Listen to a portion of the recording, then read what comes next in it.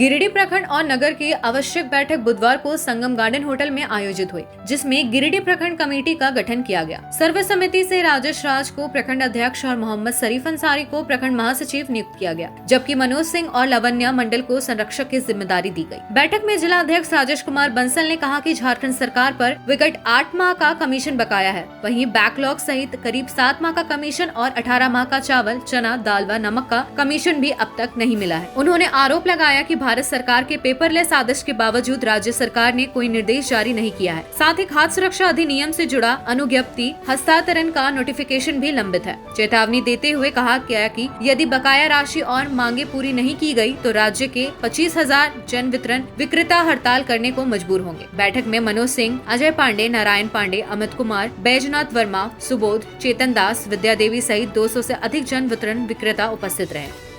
इससे तो पहले हम लोग को सरकार को एक चीज़ दिखाना था कि हम लोग जितना भी डीलर हैं हम लोग एक हैं और एक आवाज़ देंगे। हम लोग जरूरत पड़ा तो सड़क से सदन तक आंदोलन करेंगे अपनी मांगों को लेकर। आज जिला कमेटी की ओर से बैठक रखी गई और आज प्रखंड कमेटी का विस्तार हुआ। जो नया आज प्रखंड कमेटी बनी उसमें सारे पदाधिकारी लोगों के एक करके सम्मानित किया गया और उसमें हम लोग जिला कमेटी की ओर से सब उनको संबोधित किए और आगे हम लोग रणनीति बनाएंगे कि आंदोलन हम लोग आगे बढ़ाएंगे। जरूरत पड़ा तो हम लोग लोकसभा, विधानसभा हर जगह घेरने का काम करेंगे।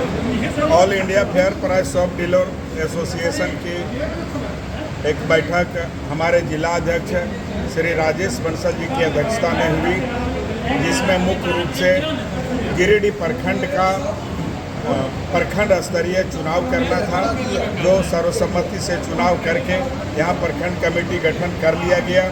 साथ ही हमारे जो डीलरों की जो समस्या है जिले स्तर पर एवं जो राज्य के स्तर पर है वो वर्तमान में कमीशन की समस्या है। इसके लिए 24 अगस्त को रांची में एक बैठक हुई थी, जिसमें यह निर्णय लिया गया कि यदि 31 अगस्त तक बकाया कमीशन का भुगतान नहीं कर दिया जाता है सरकार के द्वारा, तो हम लोग एक दिवसीय राजभवन के समक्ष धरना देंगे। यदि इसके बाद भी हमारी मांगों को नहीं मानी गई तो हम लोग चरणबद्ध तरीके से आमरण अनशन करेंगे, विधानसभा, लोकसभा का घेराव भी करेंगे।